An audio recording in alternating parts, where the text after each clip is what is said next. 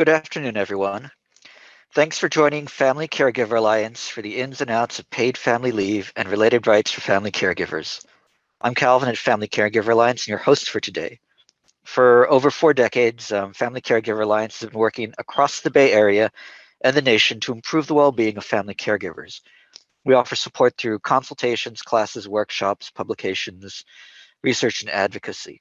If you'd like to learn more about us, please visit our website at caregiver.org. So during the webinar, your phones and mics are going to be muted.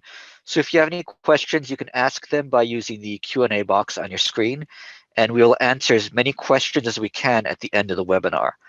Also, this webinar is recorded, so if you have to leave early, we will get it archived later on to our YouTube channel, and we will be sharing these slides. So today I'd like to welcome our guests, Sharon Turman and Sela Steiger.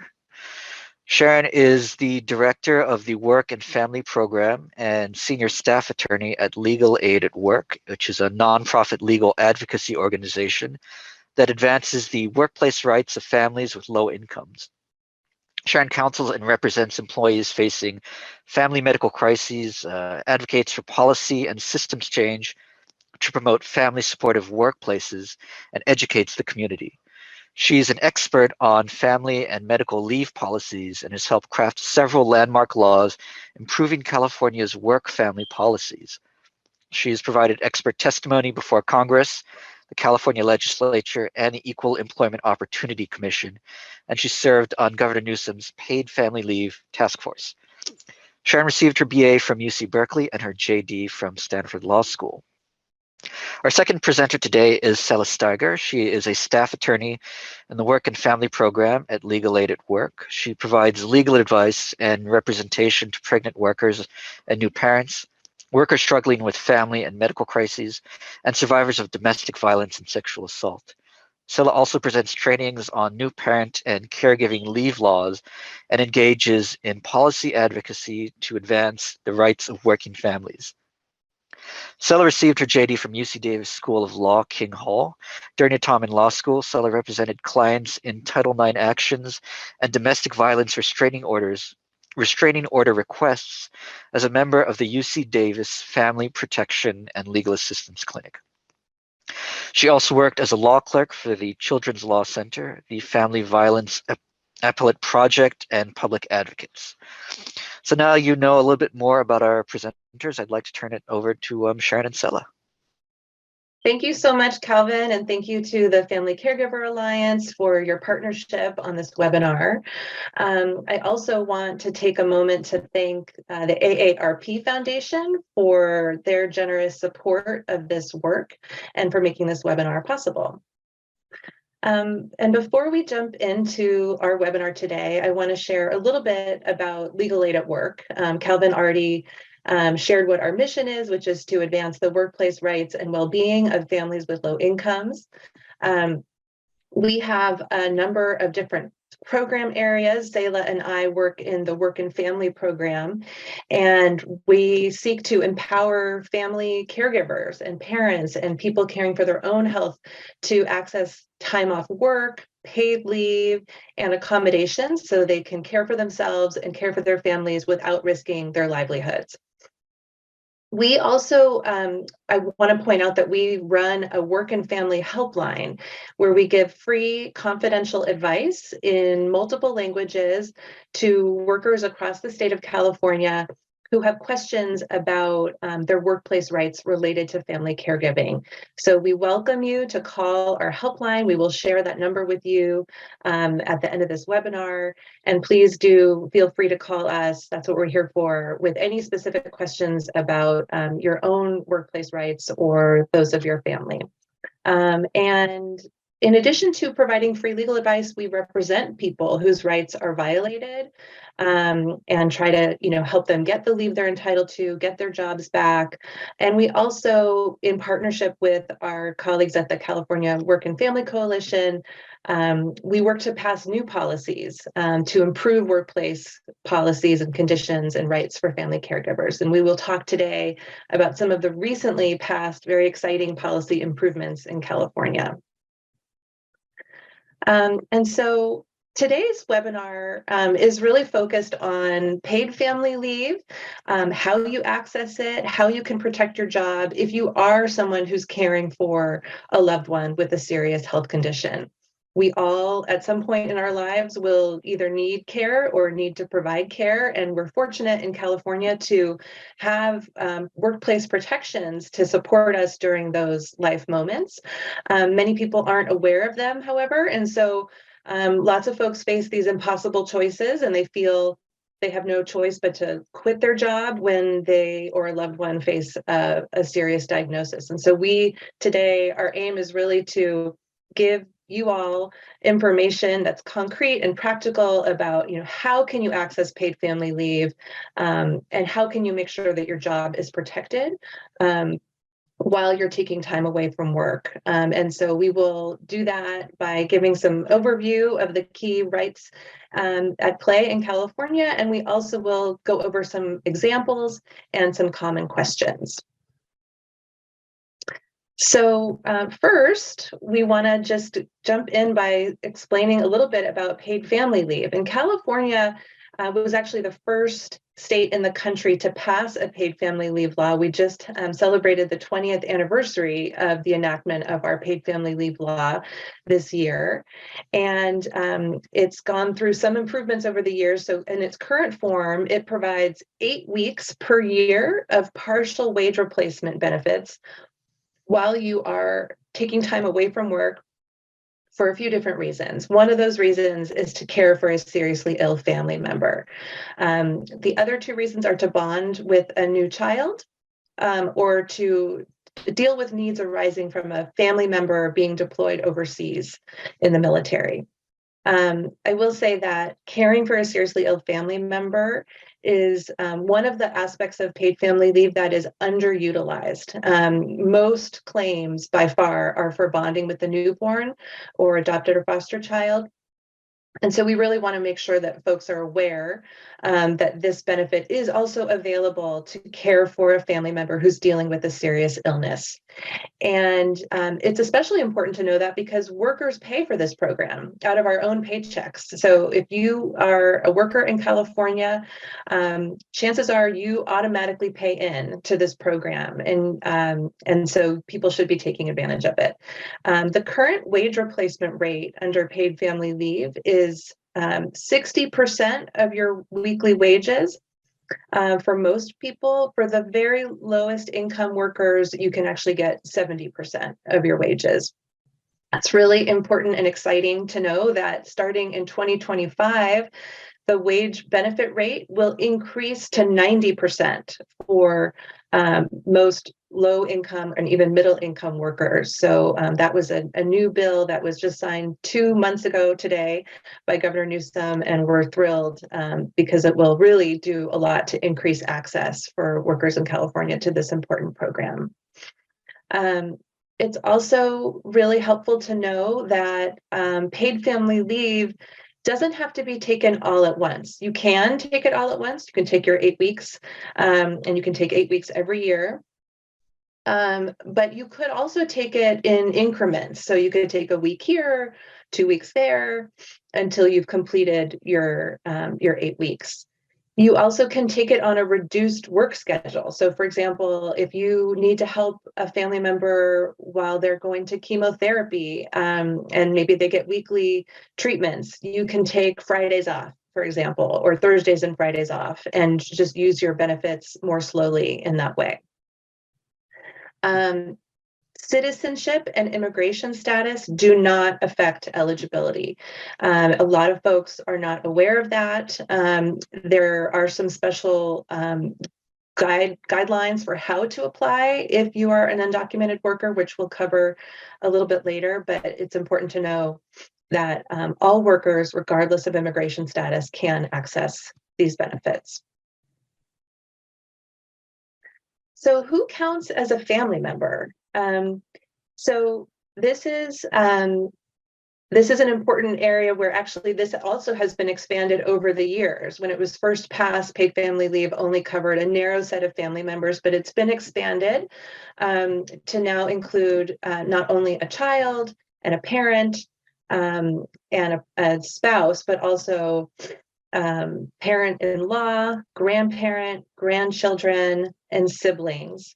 And parent includes the concept of in loco parentis, which means in place of a parent. And so if you are someone who acts like a parent to another child, or if someone acted like a parent to you when you were a child, you can take leave to care for them, even if there's no biological or legal relationship. Now, I mentioned before that you can get paid family leave to care for someone who has a serious health condition. So what is a serious health condition? This is, there's not a specific set of particular diagnoses or conditions, but there are kind of broad categories that count. One of the categories is if you are receiving continuing treatment for a condition or illness or impairment by a healthcare provider. And another is inpatient care and any sort of subsequent care in connection with inpatient care. So if you have an overnight stay of any kind in a hospital or nursing home, things of that nature, you count as having a serious health condition. Some common examples include things like Alzheimer's disease or other forms of cognitive impairments, cancer, any kind of terminal or permanent condition that requires ongoing treatment, chronic conditions also, so things like asthma and diabetes and epilepsy also count. And if you are recovering from surgery, that counts. Minor ailments typically do not count as serious health conditions. What counts as caring?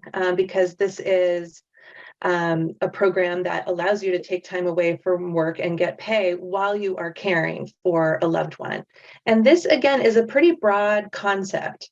So it includes, of course, helping with things like administering medication or taking someone to appointments. But it also includes things like helping to prepare meals for someone or helping them with other kind of daily activities. And importantly, it also includes emotional support or providing psychological comfort or just being with someone. So when I was caring for my mom who had cancer, just being by her bedside and being with her, that counted as providing care. And it also includes providing relief for other caregivers who may or may not be paid caregivers, and also planning for changes in care. So how can you know if you're eligible for paid family leave? It's actually pretty simple. You're eligible if you are taking time away from work to care for someone with a serious health condition. We talked about what those things mean. And then the other really most important requirement is that you've paid in to California's state disability insurance program. And you have to have paid in during a specific period of time, which is called your base period. And that period is essentially about 5 to 18 months before you file your claim for paid family leave. So it's a time period in the past. And one way you can know if you've been paying in is by looking at your pay stub, and there should be a deduction taken, and it should say something like SDI or CASDI on your pay stub. And so if you've been paying in, you are eligible. There are a couple other requirements. Of course, if you've already used some of your 8 weeks during the prior year, you're only going to be eligible for the balance during any 12-month period. And then you can't really leave the workforce and then apply for paid family leave. You can apply even if you recently quit your job or were terminated from your job. You can still get benefits if you've paid in, but the Employment Development Department, which administers this program, doesn't want you to have left the workforce for more than 3 months and then apply. So if you quit your job and have no intention of staying in the workforce and you're not getting paid family leave, you're not on unemployment, and that continues for a very long time, more than 3 months, then you might get rejected. But we can talk more about that if people have questions. So how do you apply?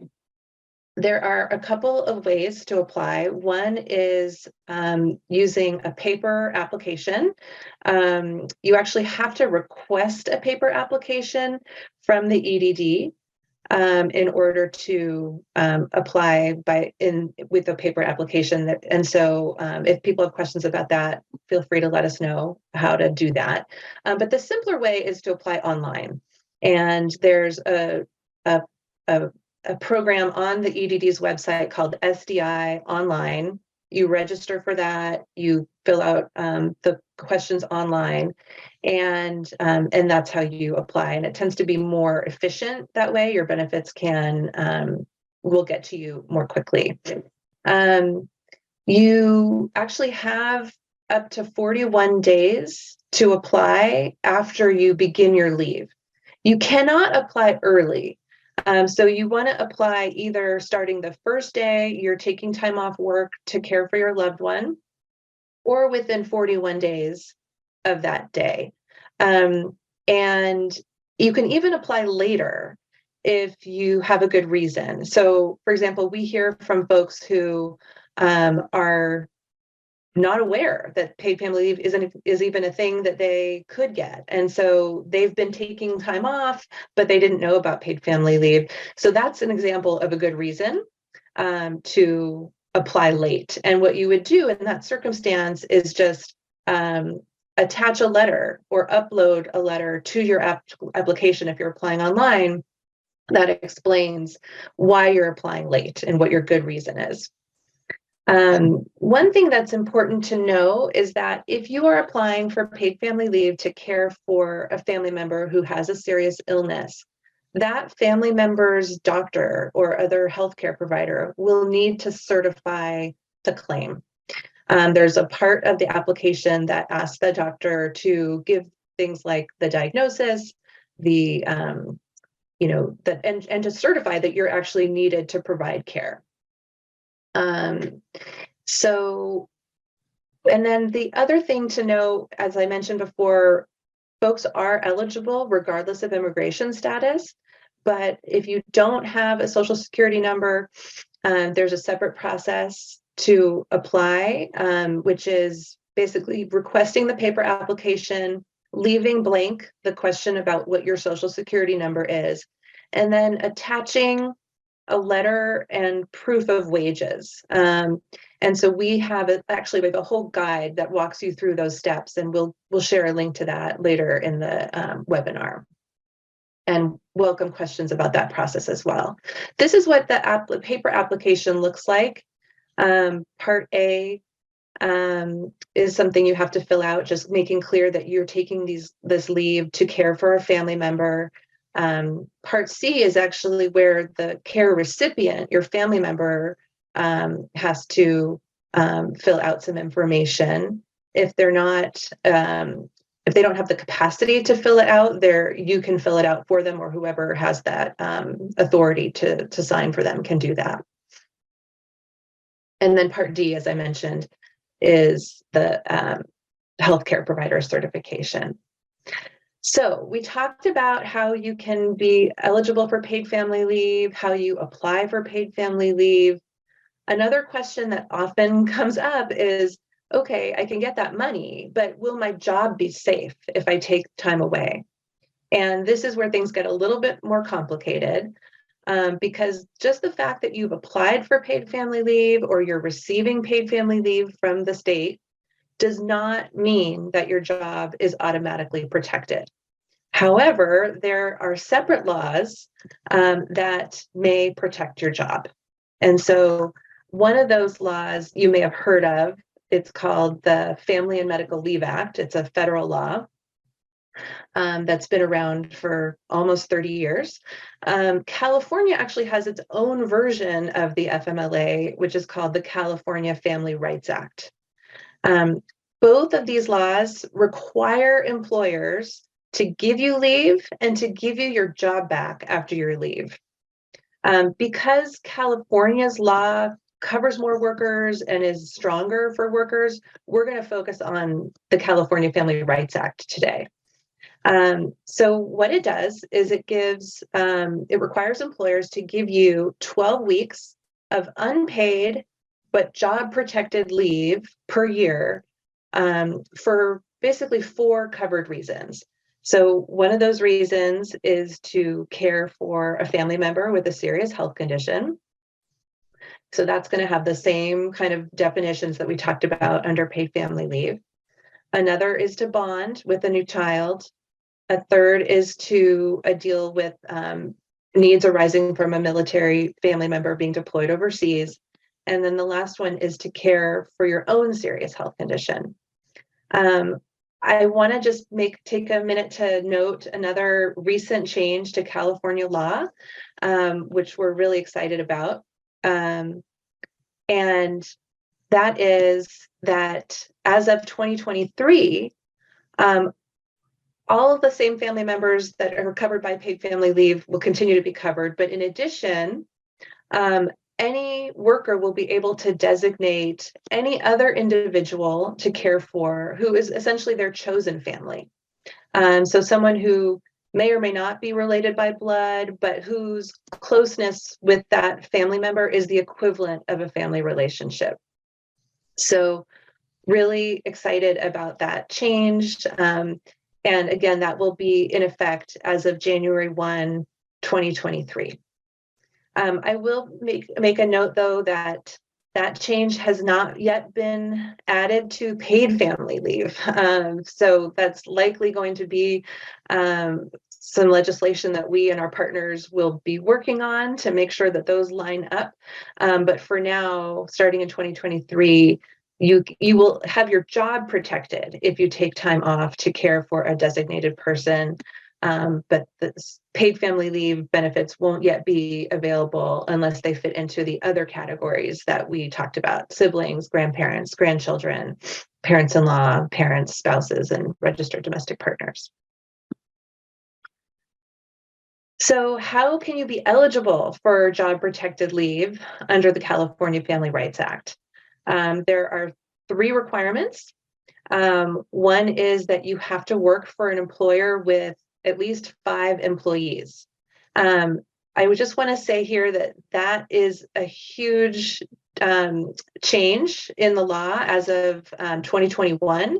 Before 2021, you actually had to work for an employer with 50 employees, which is still the requirement under federal law.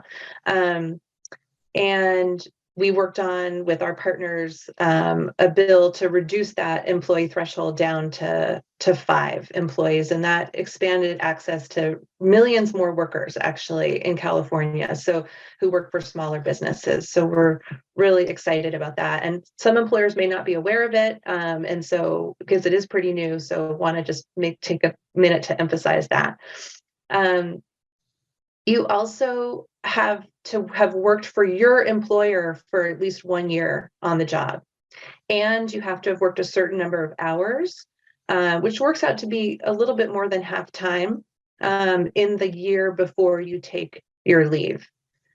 So want to point that out, that the requirements for job protection are more stringent, even though we've kind of lessened them a little bit over the years. They're still more stringent than the requirements for getting paid family leave. So you might be in a situation where you're eligible for paid family leave, but maybe you're new on the job, or you work part-time and you don't have these hours. And so your job may not be protected under this law. And in that situation, again, welcome you to call our helpline. We can walk you through it, but often we encourage folks to ask anyway for the leave. Let the employer know you're not paying for paid family leave. It's coming out of my own. I've paid for it. It's coming from the state. Will you let me take this leave and return to my job? And then if they agree, put that in writing to document that agreement. So anyway, these are the requirements to qualify for job protected leave under the California Family Rights Act.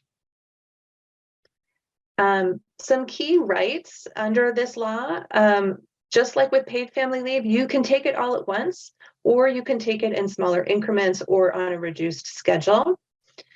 Your employer, in addition to giving you the leave, they have to continue your health benefits during your leave. So under the same terms as you had your benefits before leave. So if you you paid a portion of your premium and they paid a portion of your premium, they still need to pay their portion of your premium during your leave. You may still have to send in a check for your portion. So you should talk to your employer about how that should work.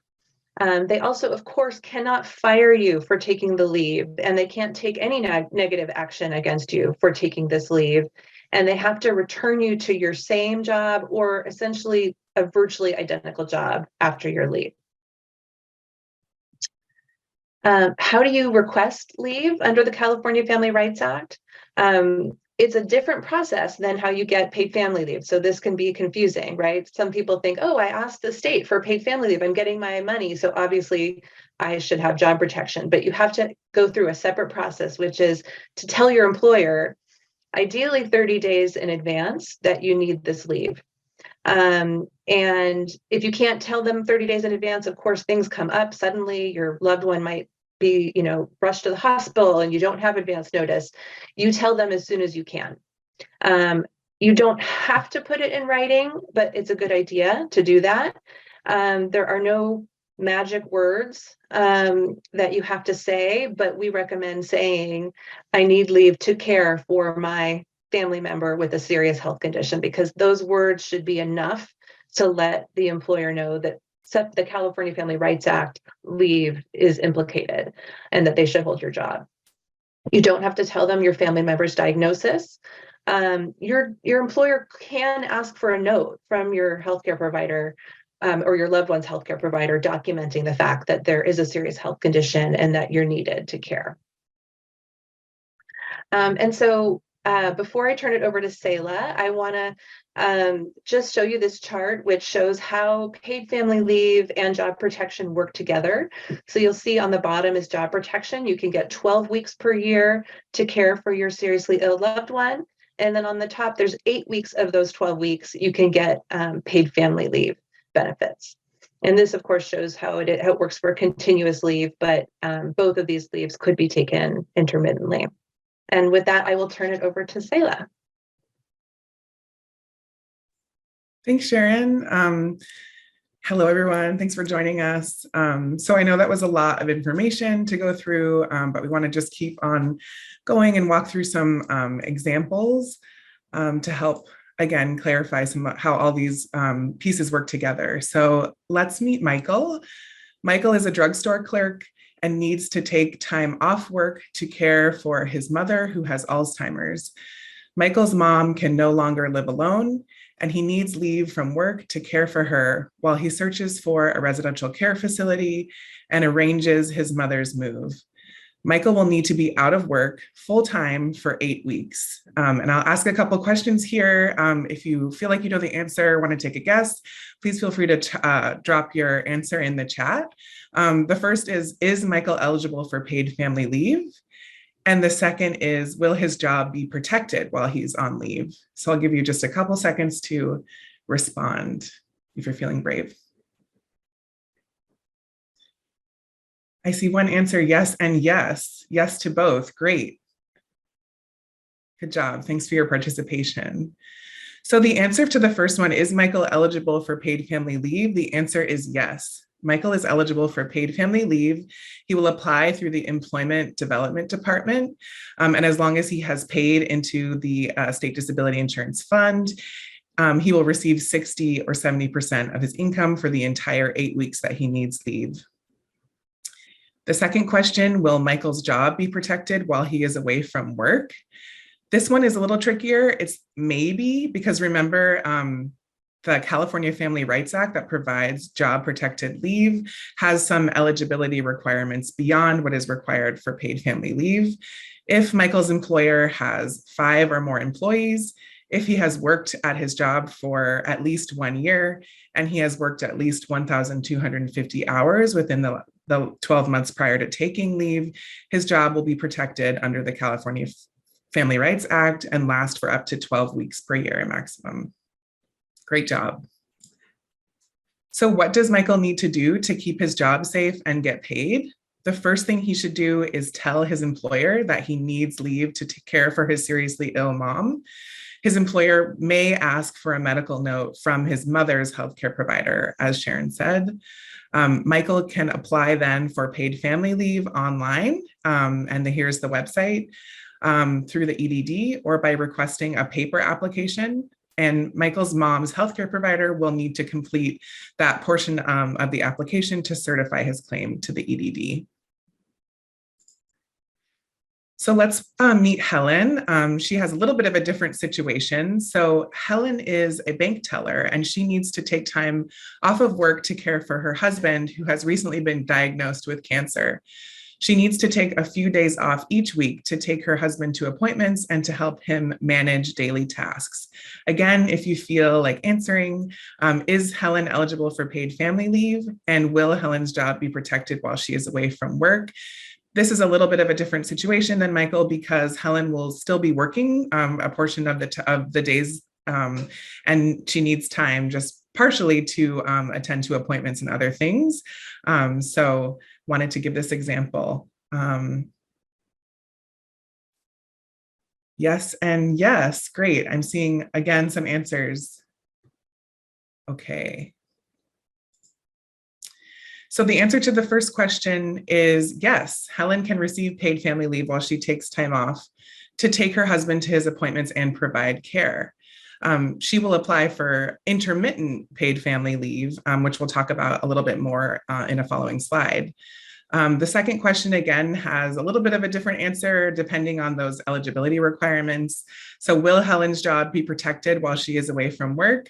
The answer is maybe. If Helen's employer has 5 or more employees, if she has worked there for at least a year, and she hasn't worked at least 1,250 hours within the last 12 months, her job will be protected under the California Family Rights Act, and she can use the CFRA or California Family Rights Act time intermittently as well for the equivalent of 12 weeks maximum. So how do you apply for intermittent paid family leave? On your application, again, through a paper application or online, you will just indicate and show that you want intermittent paid family leave by answering yes to the question when they ask, did you work or will you continue to work during your family leave period? You can expect then to receive a follow-up call from the Employment Development Department after you submit your PFL application. And you will want to answer their questions they have about your leave plan.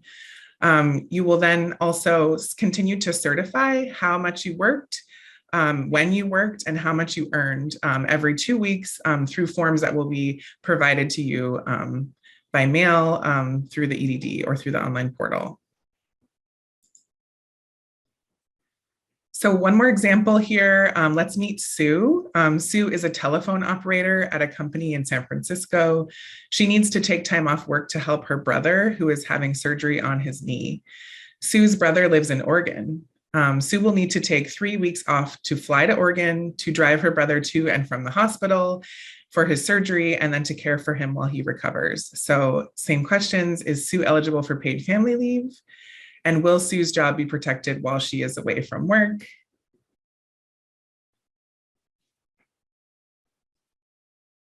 If you feel like answering, feel free to drop in the chat. I'll give a couple seconds. Excellent. So I see the answer yes and maybe. Excellent job. So yes, Sue can receive 60 or 70% of her income for the 3 weeks that she is away from work to help with her brother's surgery. Importantly, she can care for her brother in a different state or even out of the country if she needs to. As long as she is a California worker and again has paid into the fund, she can receive paid family leave for that time off that she needs to spend with him and even travel to his location to care for him. And then will Sue's job be protected while she is away from work? Maybe. Again, remember we have these eligibility requirements. So 5 or more employees. If she's worked at least a year and met the hours requirement, then she will be able to have job protected leave under the California Family Rights Act. So I wanted to turn now to talk about some common questions. And forgive me, this may address some of the questions in the chat, but we'll also have time for questions at the end if you would like more follow-up. So the first question is just, how do I talk to my employer about taking leave? So if you are covered under the California Family Rights Act, like Sharon said, you should give your employer 30 days notice that you'll be taking leave to care for your family member, or if something, an instance arises where you need to take leave right away, if there's an emergency or something else, just tell your employer as soon as you can. You can send an email or text or speak to your employer and say, I need leave under the California Family Rights Act from this date to that date to care for my family member with a serious health condition. You do not need to disclose the specific diagnosis or anything like that. Just mentioning a serious health condition is sufficient. Your employer may ask you for a certification from your family member's healthcare provider. And if you have this conversation in person, again, we recommend following up in writing with an email, a text message, or a letter. Your employer cannot treat you worse or retaliate against you for asking for leave. And if you run into any issues like that, we would again encourage you to call our helpline, which I will share the number of in just a moment. So another common question we get is just, can I apply for paid family leave if I continue working part-time? And the answer is yes, you can apply for paid family leave, even if you just reduce your schedule to care for a seriously ill family member. If you continue to work, like I mentioned before, for any part of your leave, you should follow the steps on the earlier slide to make sure that you're answering the questions. Again, expect to receive a phone call from the EDD and where they may ask you more questions just about your specific schedule and plans for leave. And then you will continue to certify every 2 weeks using this form. I know that it's pretty small, but on the right here is kind of what it looks like. So another question we sometimes get is, what if someone else is also caring for my family member who is ill? More than one person can provide care to the same care recipient for paid family leave, but you can only receive benefit payments for the days and hours that you are the primary caregiver.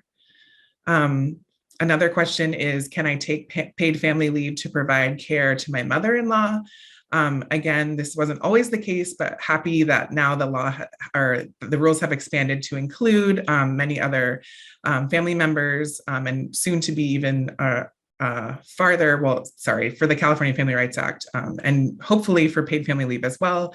But yes, you can receive paid family leave if you are caring for a child, parent, parent-in-law, grandparent, grandchild, sibling, spouse, or registered domestic partner.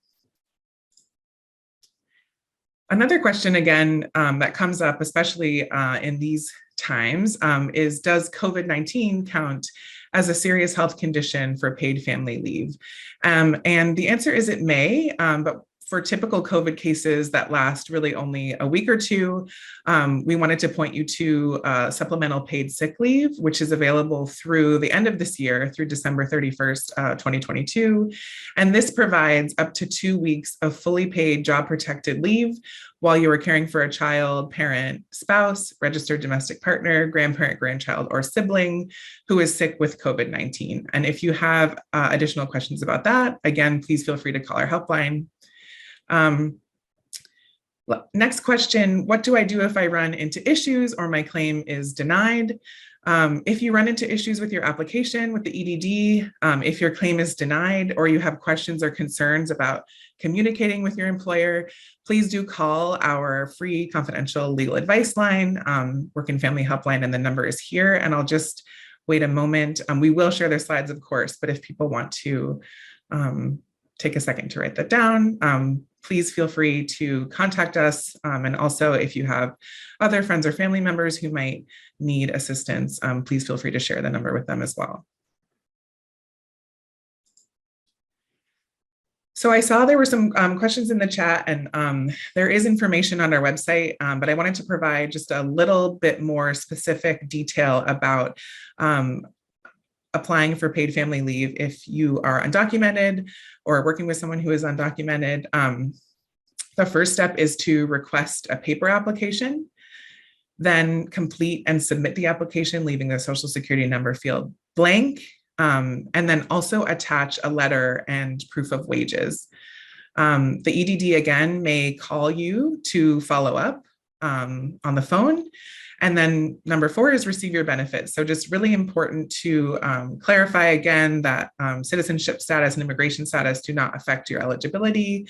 And on the right-hand side here, we have just a graphic of the guide that we've put together, which has detailed instructions and step-by-step information about how to apply. This and also a longer guide can be found on our website, both in English and in Spanish. I also wanted to point out another guide that we have available on our website, which is the Misclassified Worker Guide. This guide provides information and guidance for workers who have been misclassified as independent contractors. So even if you are classified by your employer as an independent contractor, you may still be eligible for paid family leave. This guide has an important way to determine. Basically, if you have been misclassified, you'll want to read through the document and sort of answer the questions that prompt you to determine and assess whether or not you have been misclassified. And if so, there is guidance on this form about what to do next and how to apply. So another fact sheet that we have is Caregiving and My Job. You can visit our website for more information. This fact sheet covers a lot of what we talked about today. And we have other resources as well for different situations. So please do check out our resources. Also coming soon, I wanted to note that we are working on a new fact sheet with specific tips for applying to receive intermittent paid family leave, which we talked about a bit. So should provide step-by-step instructions in more detail than we've shared here. So keep an eye out for that. And now I just want to open it up for questions and also just share again our website where there are links to additional resources and share our helpline again with where we offer free legal advice and information in multiple languages. So please, again, feel free to call and feel free to share the helpline with other folks who might want to talk to us.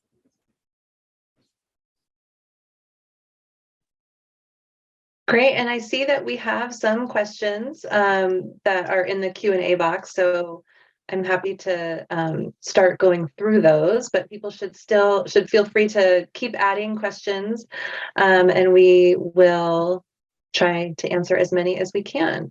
So I see that Victor notes that he's been having trouble logging in to apply for paid family leave. The password reset isn't working, and tried to open a new account and it won't let us due to the existing account. I'm sorry, that sounds really frustrating. I can give you some suggestions, and there is a way to message the EDD online through a portal called Ask EDD, and it's at askedd.edd.ca.gov. I can put that in the chat. And you can follow the prompts to select that, make clear that you have a question about paid family leave, and then you'll select miscellaneous, and then they actually will allow you to give a free text message to them. And so you can explain what's happened. Our understanding is they actually do respond pretty promptly to questions through the Ask EDD portal, but also welcome you to call our helpline, and we can walk you through those steps and talk to you more about this process.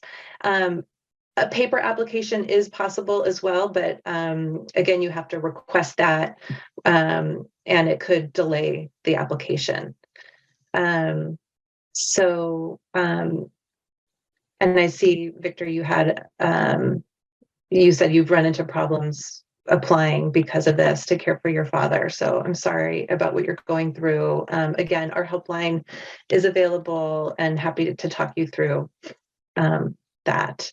And Kathy asked, is it true you are ineligible for FMLA family leave if you have been in your job less than 12 months? Unfortunately, that is true. Both the Federal Family Medical Leave Act, which is the job protected leave law, and our version of that law, the California Family Rights Act, which we talked about, have a requirement that you be on the job for 1 year in order to qualify for those 12 weeks of leave. But that's separate from paid family leave, right? You could still get paid family leave regardless of how long you've been at your particular job, as long as you paid into the program through any job during your prior base period. So oh, go ahead. Yeah.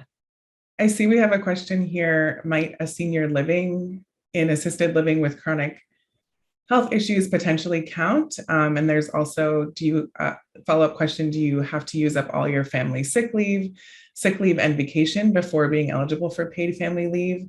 And then do I talk to my employer before applying? So as Sharon mentioned, care involves many different things. So this situation potentially could count. And you do not have to use up all your family sick leave or vacation before being eligible for paid family leave. You just have to make sure that you have wages in your base period and have paid into the fund. And if you are planning to take leave, we would recommend talking to your employer. Again, the California Family Rights Act provides job protected leave for these same types of reasons if you meet the eligibility requirements. And of course, if you have other questions, feel free to reach us on our helpline. And I'll just note there is a rule under paid family leave that allows employers to require you to use up to 2 weeks of your accrued but unused vacation before you receive your paid family leave benefits. Not all employers know about that rule or choose to require employees to do that, but so you should talk to your employer and ask what, if any, requirements they have. And again, as Stella said, this can get a little tricky. So please call our helpline and we can walk you through it. But certainly I agree that being with a loved one who's in assisted living with chronic health conditions to provide, emotional comfort or other kinds of care certainly should qualify.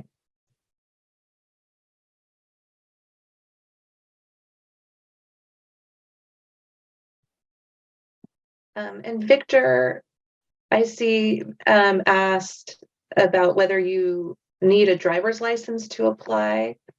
The online portal does require that you enter in either a driver's license number or a California ID number. You do not need that in order to apply by paper. And it's really your choice if you want to apply by paper or online. I hope that answers that question. So I see a question here. Can you be an IHSS provider and receive paid family leave? So the answer is yes. If you are losing income because you're not able to do your regular job because you're caregiving for a family member, you can apply to receive paid family leave. And you will just report any wages earned, including any IHSS income.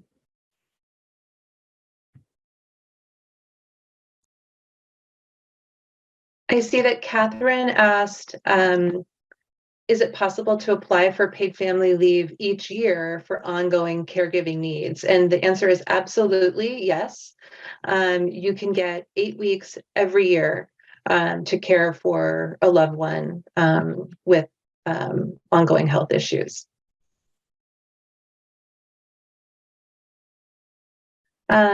And then Stephanie asked, I'm planning to start a small business, LLC. What happens when I'm working for the LLC? Will I qualify for paid family leave? I expect I may have 5 employees.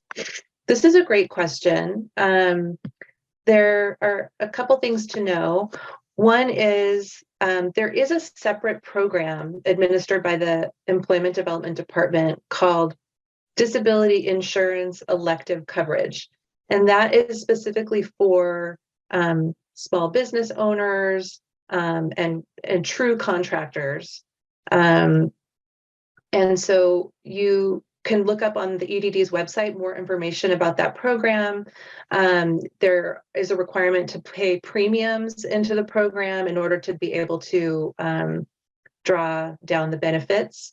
So if folks have more specific questions, happy to answer them through our helpline, but hopefully that's a good place to start for information about self-employed people.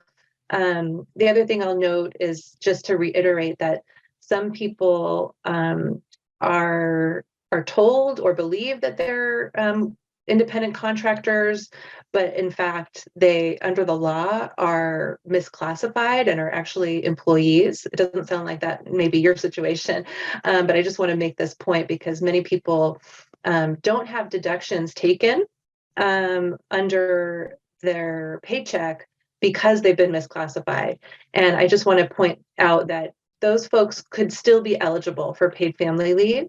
They may, if they apply, they may get a notice from the EDD saying, we don't have any record that you've paid into the program. But again, we have this guide for misclassified workers about how to deal with that situation and let the EDD know that you actually should have been treated as an employee to get your benefits. And we put that link in the chat. I want to ask Calvin, if he'd be willing, we're happy to keep going and keep answering questions, but if Calvin would be willing to put in our survey, if you haven't already, we would love your feedback on this presentation and let us know what we could be doing better. That would be really helpful. So please take the time to fill that out.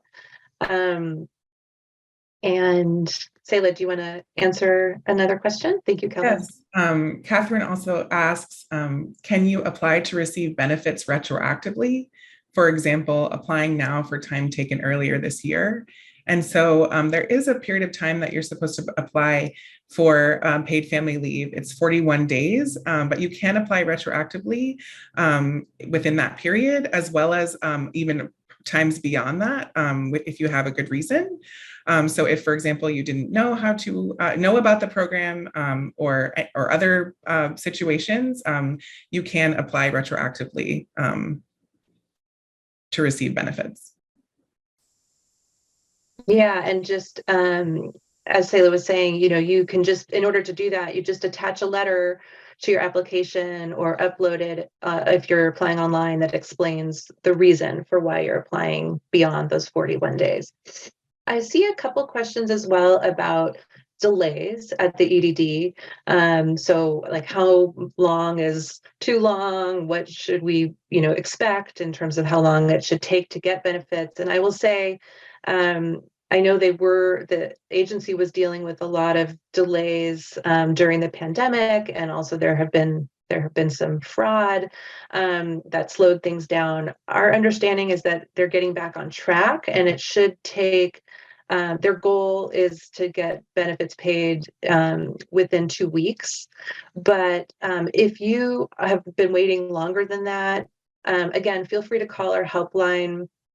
We can talk through ways to contact them. I know it can be a struggle to also reach someone by phone at the agency. And so if you have a specific problem with the EDD getting through or delays, we do have some contacts that we can try to reach folks to get your application back on track. We are not the EDD, but we have a relationship with them and try to bring the issues that we're seeing through our helpline to their attention to try to improve their processes. So we do want to know about the barriers that folks are facing. So please do call our helpline. And certainly if you've been waiting for 2 months, I see Dan says that he's been waiting for 2 months and hasn't heard anything. That shouldn't be. So please give us a call and we can help walk you through your options. So Elizabeth asks, an important question: has the state supplemental paid sick leave program created re-COVID-19 been extended? And unfortunately not at this point. It has been extended multiple times in the past, but for now it will expire at the end of December of this year. So if that is a situation where you need time to care for a loved one who is suffering from COVID-19, or you also have need to leave from work for your own COVID illness, please do call us if you have more questions about that.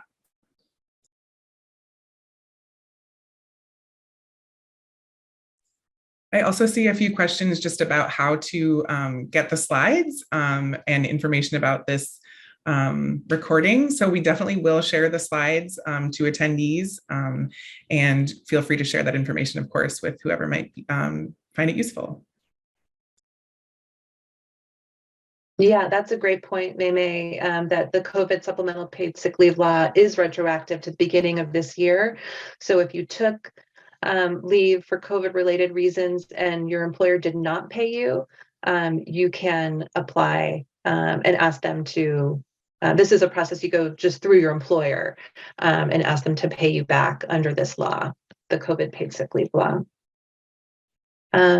Just want to put another plug in to fill out the survey that Calvin put in the chat.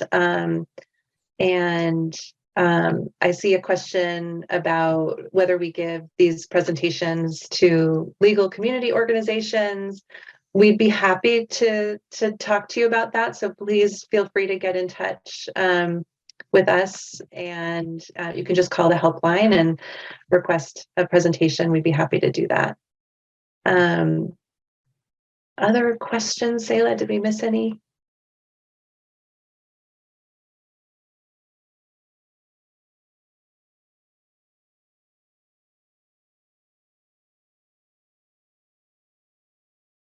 I see a question from Danette about a family member who was on SDI leave.